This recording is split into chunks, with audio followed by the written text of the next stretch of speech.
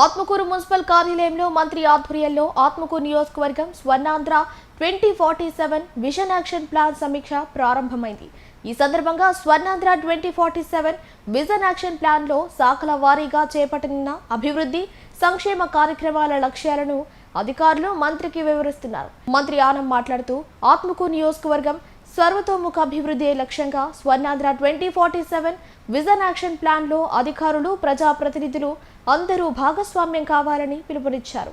ఈ కార్యక్రమంలో జిల్లా స్థాయి అధికారులు, ఆత్మకూరు నియోజకవర్గం 6 మండలాల తహసీల్దార్లు, ఎంపీడీఓలు, అన్ని శాఖల అధికారులు, ప్రజాప్రతినిధులు, స్థానిక నాయకులు పాల్గొన్నారు. 2047 వికసిత్ భారత్ అని పెడితే మన ముఖ్యమంత్రి గారు 2047 స్వర్ణాంధ్రను సాధించే విజన్ డాక్యుమెంట్ అని మనం ఏం చేస్తే రేపు అది భారతదేశంలో వచ్చేటువంటి ఆ నిర్ణయాల్లో కూడా అకౌంటబిలిటీ వస్తుంది. కాబట్టి ఇది ఒకరి భవిష్యత్తు కాదు, యావత్ భారతదేశం యొక్క భవిష్యత్తుకి ఈ ప్రణాళికలు రూపొందిస్తున్నారు.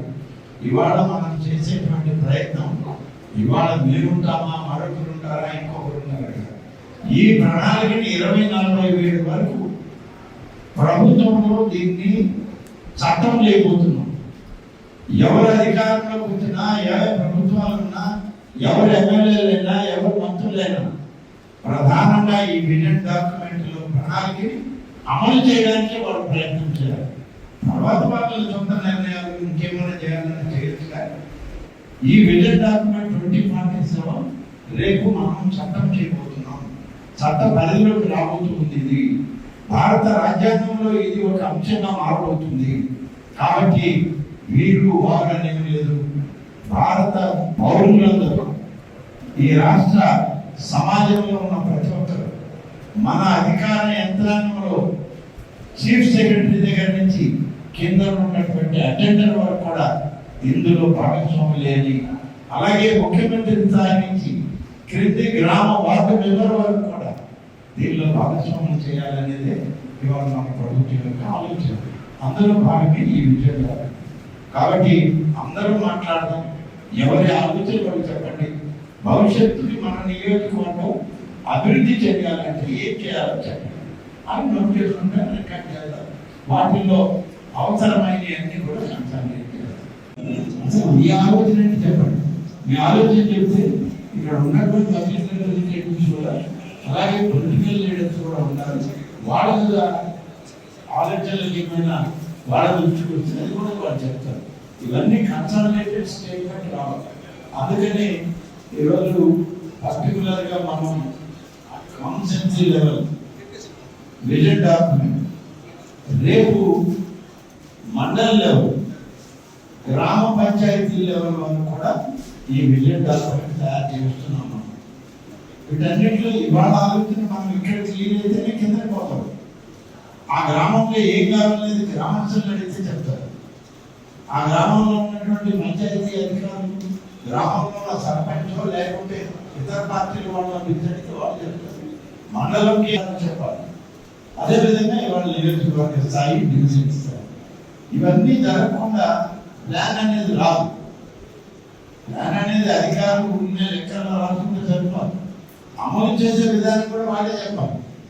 అమలు చేయడానికి ఏం కావాలో ప్రభుత్వం మనం అడగాలి. ఇది ఉన్నటువంటి ఇది ఒక చైన్ ఆఫ్ విజన్ డాక్యుమెంట్. పై నుంచి కింద వరకు దీని వివరాలన్నీ కావాలి, మాట్లాడాలి. ముఖ్యంగా మన ముఖ్యమంత్రి శ్రీ చంద్రబాబు నాయుడు గారు ఈ విజన్ డాక్యుమెంట్ పట్ల ప్రత్యేకంగా ఆయన అనేక రకాలుగా ఆయన మాట్లాడాడు. ఇప్పటికీ అనేక చర్యలు తీసుకున్నారు.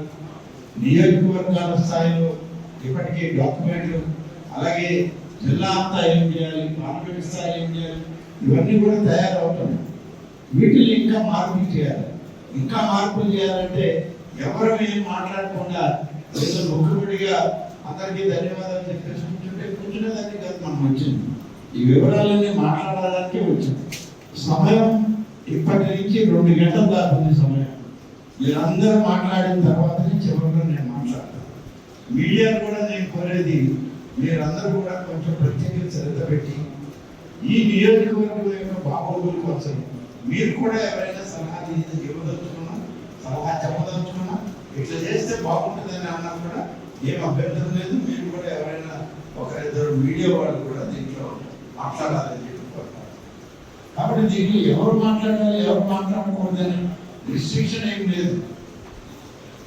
కాకపోతే మనకున్న టైం కన్సర్న్ ఉంది కాబట్టి టైం లోపల ఎవరు మాట్లాడతాం, ఏది మాట్లాడతాం అనేది మనకు కావాలి అంతవరకు. సో కాబట్టి నేను ఇప్పుడు మాట్లాడమన్నా ఈ డాక్యుమెంట్ తయారు చేసినంత వీళ్ళే, ఆర్డీఓ గారు, ప్లానింగ్ ఆఫీసర్ తయారు చేసిన కూర్చుంటే నేనేం చేయాలి? వాళ్ళు ఏం చెప్తారు వినడానికి మనం వచ్చింది, వాళ్ళు చెప్పాక మనం మాట్లాడాలి. సరే మనం చెప్పారు, డాక్యుమెంట్ ఒకటి ఇచ్చారు, ఈ డాక్యుమెంట్ మీద ఇంకా స్టడీ చేయాల్సిన అవసరం ఉంది. నేను అందరూ కూడా మీ సూచనలు ఇవ్వండి. మున్సిపాలిటీలో కమిషనర్ చెప్పారు, ఒక్కొక్క డిపార్ట్మెంట్ ఆఫీసర్ ఖచ్చితంగా మాట్లాడాలి. మీరు ఈ కాన్సెప్ట్ ప్లాన్ ఏముందో చెప్పండి. డిస్ట్రిక్ట్ ప్లాన్ ఏమన్నా డిస్ట్రిక్ట్ లెవెల్ ఆఫీసర్లు ఉంటే డిస్ట్రిక్ట్ ప్లాన్ గురించి మనకి అంత అవసరం ఉండదు. కానీ ఈ ప్రాంతం కూడా ఆ జిల్లాలో భాగం కాబట్టి జిల్లాలో మేము ఇవి చేయబోతున్నాం అనేటువంటి 2-3 వాక్యాలు చెప్పి నియోజకవర్గం మీద కాన్సన్ట్రేట్ చేయాలి ఆఫీసర్. నేను చెప్పాక మళ్ళీ అందరూ మండలాల వారీగా, మున్సిపాలిటీ వారీగా అడుగుతాం, ఎవరెవరు మాట్లాడతారు, ఏమేమి చెప్తారు. మీ సీట్లలో కూర్చొని మైక్ అక్కడికే పంపిస్తాను, మీరు చెప్పాల్సిన అవసరం. దయచేసి ఇదేదో ఒక ప్రదర్శనంగా ఆషామాషిగా మంత్రి గారు వచ్చారు, చెప్పారు, పోయారు అనే లక్ష్మణ్ నాయుడు గారికి నాకు ఉపయోగపడేది కాదు. రేపటి భవిష్యత్ తరంలో రాబోయేటువంటి 20-47 సంవత్సరం వరకు ప్రణాళిక ఈ రాష్ట్రం, ఈ జిల్లా, ఈ నియోజకవర్గం యొక్క భవిష్యత్తు, ముందు తరాలకు మనం ఏం చేస్తున్నాం, ఏం అభివృద్ధి చేసి చూపించదలుచుకున్నాం అనేటువంటి దీనిలో రావాలి. ఇక్కడ తయారైంది రేపు మండలాలను పోతుంది. మండలాల్లో గ్రామ పంచాయతీలు కూడా వెళ్తుంది. అవన్నీ కూడా తీసుకుని మళ్ళీ ఒకసారి district to state plan, consolidated plan మరొక మాసంలో రెడీ చేయాలి. ఇది చేయడానికే ఇప్పటికి 3 మాసాల నుంచి చేసినటువంటి ప్రయత్నం ఇవాళ ఒక దశకు వచ్చింది. రేపు ముఖ్యమంత్రి గారు అమరావతిలో పార్టీలకు అతీతంగా 175 నియోజకవర్గాల శాసనసభ్యులు, రాష్ట్రంలో ఉన్నటువంటి అందరూ మంత్రులు, 25 పార్లమెంటులకు సంబంధించినటువంటి ఎంపీలు, రాజ్యసభ సభ్యులు, ఎమ్మెల్సీలు, రాష్ట్రంలో ఉన్నటువంటి అందరు ఐఏఎస్, ఐపీఎస్ అధికారులు, వీరందరితో పాటు ప్లానింగ్ చేయగలిగినటువంటి ప్రణాళిక విభాగాన్ని చూసేటువంటి నిష్ణాతులైనటువంటి కన్సల్టెంట్స్, వీళ్ళందరితో రేపు ఇంటరాక్షన్ ఉంది. మా ఒక్కొక్క నియోజకవర్గానికి ఒక్కొక్క టేబులే. ఆ టేబుల్లో ఎమ్మెల్యేగా నేనుంటే మన నియోజకవర్గ స్పెషల్ ఆఫీసర్గా, ఇప్పుడు ఆర్టీఓ స్పెషల్ ఆఫీసర్ కాబట్టి ఆమెతోటి ఇంకొక 5 సభ్యులు ఉన్నారు, 4. ఆ 4 సభ్యులు కూడా ఆ టేబుల్లో ఉంటారు. అట్లాగే రాష్ట్ర ప్రభుత్వం నుంచి ఒక అధికారి ఉంటాడు, అలాగే మంత్రివర్గంలో నుంచి ఒకరు ఉంటారు. ఏ టేబుల్కి ఆ టేబుల్ డిస్కషన్. 5 గంటలకు మొదలైతే రేపు రాత్రి 9 గంటల వరకు ఈ చర్చలు అక్కడ కొనసాగుతాయి. ఈ చర్చల్లో వచ్చేటువంటి మార్పులు చేర్పులు అక్కడ నోట్ చేసుకుంటారు. నోట్ చేసుకొని దీనిలో కరెక్షన్స్ చేసి రేపు మళ్ళీ ఇస్తాం. వల్ల పనులు వేయాలి, తీసుకోవాలి. ప్రభుత్వం అదనంగా ఇచ్చే గ్రాంట్లని చేసుకోవాలా. ఇవన్నీ కూడా ప్రతి మండలంలో ఉన్నాయి, మున్సిపాలిటీలో. ఇది జిల్లాలో ఉంటుంది, రాష్ట్రంలో ఇదే కార్యక్రమం. కానీ ఇట్లా లేదు. ఇవాళ మనకు ఉన్నటువంటి వ్యవస్థలో మా దగ్గరికి ఎవరైనా వచ్చి అడిగితే ఇదిగో మీ ఊరికి ఒక సీసీ రోడ్, ఈ మండలంలో ఒక ₹1 సీసీ రోడ్డు ఇచ్చాం, మా బాధ్యత అయిపోయింది అనుకుంటాం. నేను కూడా అదే మా బాధ్యత అయితే ఇంకా అభివృద్ధి అనేటువంటిది అంతవరకే ఉంటుంది. భవిష్యత్ తరాల అభివృద్ధిని చూడాలి అనేటువంటిది మన మధ్య రావాలి, మన ఆలోచనలోకి రావాలి. ఒకసారి మనం 10 సంవత్సరాల క్రితం ఉన్న ఆత్మకూరుని వెనక్కి తిరిగి చూసుకుంటే ఆనాడు విద్యలో వెనకబడ్డారు. ఈ నియోజకవర్గం ఆ రోజున్న సర్వేలు ఇదేదో నేను లేకుంటే ఇంకొక ప్రభుత్వం చేసినటువంటి ఘనకార్యాలు కాదు. అవేళ ఉన్నటువంటి సర్వేలో ఆత్మకూరు నియోజకవర్గంలో బాలికా విద్య అనేటువంటిది చాలా లోయెస్ట్ గ్రేడ్లో ఉంది, ర్యాంక్లో ఉంది. బాలికా విద్య రావాలంటే ఏం చేయాలంటే బాలికల కోసం విద్యా సంస్థలు ఏర్పాటు చేయాలని ఆలోచన. ఆలోచన వచ్చింది కాబట్టి మనం ఈ నియోజకవర్గంలో పెట్టినటువంటి గురుకులాలన్నీ ఆడబిడ్డల యొక్క భవిష్యత్తు కోసమే అన్ని గురుకుల పాఠశాలలు ప్రారంభించాం. అదురుపల్లిలో చేసినా అదే చేశాం, సోమశల్లో చేసినా అదే చేశాం, మనం ఎక్కడ చేసినా, మొన్న చేసినా, తిరిగి మళ్ళీ వచ్చిన తర్వాత చేసిన సంఘంలో ఏది చేసినా సరే బాలిక విద్యని మళ్ళీ మనం గణనీయంగా పెంచాలి. ప్రతి కుటుంబంలో ఆడబిడ్డ చదువుకోవాలి, విజ్ఞానవంతురాలు కావాలి అని చెప్పి ఒక ఆలోచన చేయబట్టే ఇవాళ ఎన్ని విద్యా సంస్థలు లేవు. రెండవది, ఇక్కడ ఏం పనులు లేవు, చేసుకునే అవకాశాలు లేవు, వర్షాధారం వ్యవసాయం. ఏం కావాలి అని అడిగితే సాంకేతిక విద్య కావాలి. సాంకేతిక విద్య ఉంటేనే రేపటి తరానికి భవిష్యత్తు అన్నాడు. మరి ఆనాడు ఆలోచన చేసాం, ఏఎస్పేటలో ఐటీఐ పెట్టాం, అలాగే సంఘంలో ఒక ఐటీఐ తీసుకుని పాలిటెక్నిక్, వ్యవసాయ పాలిటెక్నిక్ తెచ్చాం, ఇక్కడ ఒక పాలిటెక్నిక్ పెట్టాం, ఇక్కడ మళ్ళీ మరొక ఐటీఐ మనం ఇంకొక దగ్గర కూడా తీసుకొచ్చి పెట్టాం. సంఘం, ఏఎస్పేట, అసలాపురం, ఇవన్నీ విద్యా సంస్థలు ఇవాళ కాబట్టి ప్రతి మండలంలో కూడా ఒక వ్యవస్థ విద్యా వ్యవస్థను అభివృద్ధి చేయడానికి ఒక ఇంకా కావాలన్న అవసరం ఉంది. వాటితోనే సరిపోలేదు. 10 సంవత్సరాల క్రితం చేసినటువంటి ఆలోచన ఇవాళ ఈ నియోజకవర్గంలో కానీ ఈ ప్రాంతంలో కానీ ఇన్ని విద్యా సంస్థలు ఉన్నాయి, మా బిడ్డలు ఇక్కడ పంపించి మేము చదివించుకుంటామని పక్క నియోజకవర్గాల నుంచి, పక్క జిల్లాల నుంచి ఇక్కడికి వచ్చేటువంటి అవకాశం ఉంది. అటువంటి ఆలోచన విధానంలో చేసినటువంటి ప్రయత్నం ఇవాళ మళ్ళీ ఆత్మకూరులో కూడా ఇంకా ఇంప్రూవ్మెంట్ కావాలని అడిగాం. బీసీ రెసిడెన్షియల్ స్కూల్ గర్ల్స్ పెట్టాం, బాయ్స్ పెట్టాం. గర్ల్స్ కూడా ఉన్నారు కాబట్టి గర్ల్స్ పెట్టాం. వెంటనే ముఖ్యమంత్రి గారి దగ్గరికి వెళ్ళి అడిగితే ఆ యొక్క రెసిడెన్షియల్ స్కూల్ని అప్గ్రేడ్ చేసి జూనియర్ కాలేజ్ చేయండి అన్నారు. మరి అది ఈ సంవత్సరమే తెచ్చాం. ఇవన్నీ ఒక సందర్భంలో ఆలోచనలో ఒకటిగా ముందుకు వస్తూ 46 మండలాలు ఉన్న ఉమ్మడి నెల్లూరు జిల్లాలో ఒక మండలానికి తాగునీరు లేదు, సాగునీరు లేదు. ఒకే ఒక్క మండలం, ఆ మండలం ఆత్మకూరు నియోజకవర్గంలో ఉంది. పక్కనే సోమశల ప్రాజెక్ట్, పెన్నా నది ప్రవహిస్తూ ఉంది. అయినా మనం మరిపాడి మండలం నీళ్లు లేదని చెన్నై నగరానికి నీళ్లు పంపిస్తున్నాం. దీనిలో మార్పు రావాలి. సోమశల ప్రాజెక్టులో మరిపాడు మండలానికి కూడా భాగస్వామి ఇవ్వాలని చెప్పి చేసినటువంటి ప్రయత్నం హైలెవెల్ కెనాల్ మంజూరు చేసి తీసుకొస్తే పనులు ఒకసారి వెనకబడుతూ ఉంటాయి. ఇవాళ మళ్ళీ గాడిలో పెట్టే ప్రయత్నం చేస్తున్నాం. మరొక 2 సంవత్సరాల కాలువలన్నీ పూర్తి చేసి మరిపాడులో 6 చెరువులకి నీళ్లు ఇచ్చి ఆ ప్రాంతంలో జనానికి తాగడానికి నీళ్లు ఇవ్వాలన్న సంకల్పంతో ఇటీవల ముఖ్యమంత్రి గారు ప్రకటించారు. కాబట్టి ఎక్కడి నుంచైనా ఒకటి తేవాలి, చేయాలి అని అంటే ఒక ఆలోచన కావాలి. ఆలోచన పేరే ఈ విజన్ డాక్యుమెంట్.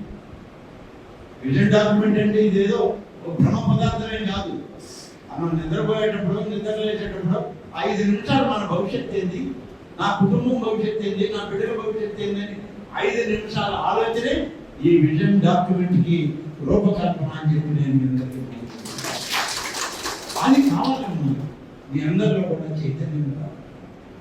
అవి వచ్చినప్పుడు తప్పకుండా ప్రభుత్వాలు ముందు తోడుగా ఉంటాయి, అనేక స్వచ్ఛంద సంస్థలు ముందుకు వస్తాయి, అనేక మంది మన ప్రాంతంలో ముందుకు వచ్చి మేము మీకు తోడుగా ఉంటాము, మీరు చేసే అభివృద్ధిలో మేము కూడా ఒకళ్ళని చెప్పి ముందుకు వచ్చే అవకాశం. మనమే ఎవరి జోలికి వెళ్ళకపోతే వాళ్ళు మన జోలికి రాదు. ఇవాళ ల్యాంకో ఫౌండేషన్ ఉంది, మన నియోజకవర్గం వాళ్ళు ల్యాంకో ఫౌండేషన్ వాళ్ళతో మాట్లాడితే ఐటీఐ కాలేజీ 10 సంవత్సరాల క్రితం పెట్టే సంఘంలో భవనాలు లేవని ఆత్మకూరులో తెచ్చిపెట్టారు. తిరిగి మళ్ళీ సంఘం తీసుకుపోవాలని అడిగితే నిధులు కావాలి, దాదాపు 11 కోట్ల 12 కోట్ల రూపాయల భవనాలు కావాలి. ఇప్పుడున్న ఆర్థిక పరిస్థితుల్లో ఒక్కసారి అంత నిధులు తెచ్చుకోలేమని చెప్పి లేఖ ఫౌండేషన్ వాళ్ళని అడిగితే స్వచ్ఛందంగా వాళ్ళు ముందుకు వచ్చారు. మేము నిర్మాణం చేసినటువంటి 8-9 కోట్ల రూపాయలు విలువయ్యే భవనాలు మీకు ఇస్తాం, కేవలం మా కుటుంబం పేరు పెట్టండి, ఆ భవనాలు మీరు కాలేజీని తీసుకుంటాం. అతని గొప్ప సౌహృదయులు చాలా మంది ఉన్నారు ఈ నియోజకవర్గంలో. కాకుంటే మనం అడగాలి, వాళ్ళ దగ్గరికి వెళ్ళాలి, వాళ్ళని సహకరించమనాలి, ఈ అభివృద్ధిలో భాగస్వామ్యం కావాలి. కేవలం ఒక కుటుంబానికి మనం ఆర్థికంగా నిధులిచ్చి అంతటితో మన పని అయిపోయింది, ఒక పెన్షన్ ఇచ్చాం, ఒక లోన్ ఇచ్చాం, ఒక బిడ్డకి ఉచితంగా చదివించాం అంటేనే సరిపోదు. ఈ యొక్క ఇన్ఫ్రాస్ట్రక్చర్ కూడా, ఈ మౌలిక సదుపాయాలు ఏర్పాటు చేయడంలో కూడా స్వచ్ఛంద సంస్థలు, మనకి అనువైనటువంటి వాళ్ళు, మనకి తెలిసిన వాళ్ళు అందరినీ కలుపుకొని దాన్ని అభివృద్ధి చేయాలి. మనకి ఆత్మకూరులో 30 పడకల ఆసుపత్రి, 30 పడకల ఆసుపత్రిని అభివృద్ధి చేయాలని 20 సంవత్సరాల నుంచి అడుగుతూనే వచ్చారు. కానీ ఎవరు దాన్ని పట్టించుకున్న పాపంలో. ఒక్కసారి మన ప్రాంతం వారే ఎమ్మెల్యేగా ఉంటే వారిని కావాలని అడిగితే ఆయన ప్రయత్నం చేస్తే ఇంకొక మాజీ ఎమ్మెల్యే దాన్ని అక్కర్లేదు ఈ ప్రాంతంలో. అంటే ఎవరి స్వార్థం కోసం ఆ ప్రాంతాన్ని మనం అభివృద్ధికి దూరంగా నెట్టడం అనేటువంటి సరైనది కాదు. అదే ఎవరు ఎన్ని చెప్పినా సరే ఇక్కడ ఆసుపత్రి అభివృద్ధి జరగాలని ఆలోచన చేశాం. 10 సంవత్సరాల క్రితం 100 పడకల ఆసుపత్రిని తీసుకొచ్చి ఇవాళ భారతదేశం, ఆంధ్రప్రదేశ్ రాష్ట్రం, అటు ప్రధానమంత్రి నరేంద్ర మోడీ, ఇటు ఆంధ్రప్రదేశ్ ముఖ్యమంత్రి శ్రీ చంద్రబాబు నాయుడు గారు తయారు చేసి మన అదే మాదిరిగా దీక్ష దీంట్లో ఉన్న పనులన్నీ చేస్తామని హామీ ఇచ్చి రేపు ప్రజల దగ్గరికి పోయే ప్రజాస్వామ్య వ్యవస్థ వచ్చినప్పుడు 5 సంవత్సరాల తర్వాత ప్రజలు కూడా ఆలోచిస్తారు, అయ్యా ఈ బుక్కులో పనులు నువ్వు ఎన్ని చేశావు, ఇంకా ఎందుకు పూర్తి చేయాల, కనీసం 60-70% పనిచేస్తున్నా మన వైపు జనం ఉంటారు. మనం 10% పనులు కూడా చెప్పలేకపోతే మనల్ని ఎందుకు ఎన్నుకోవాలి, మనల్ని ఎందుకు భరించాలి 5 సంవత్సరాలు? ఇది ఈ విజన్ డాక్యుమెంట్లో ఉన్నటువంటి ఒక నిగూఢమైనటువంటి స్థితి. దీన్ని మనం గుర్తించాలి, గుర్తిరిగి పనిచేయాలి.